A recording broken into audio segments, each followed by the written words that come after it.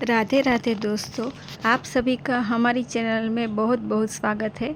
आप देख रहे हैं गुरु जी का कितना सरल स्वभाव है, जो अपने आश्रम में वृद्ध माताओं को रखते हैं उसके साथ कितना अच्छा व्यवहार करते हैं।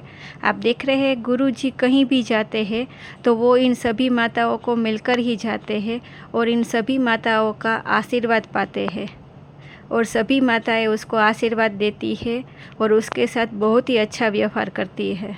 गुरु जी का इतना सरल स्वभाव देखकर कुछ माताएं तो इतनी रो पड़ती है कि गुरु जी हमारे लिए भगवान का रूप है, वो गुरु जी को भगवान ही मानती है।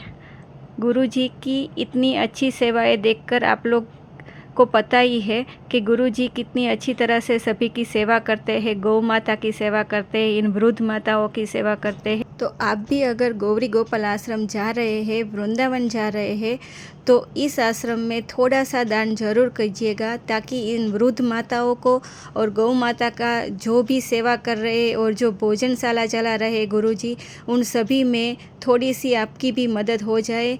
और गुरु जी तो हमारे लिए भगवान का रूप ही है, तो गुरु जी की ऐसी ही भागवत कथा सुनने के लिए अगर आप हमारे चैनल पे नए हैं तो चैनल को सब्सक्राइब कर लीजिए और चैनल को लाइक ज़रूर कीजिएगा और ऐसी कथा सुनने के लिए हमारे चैनल पे बने रहिए।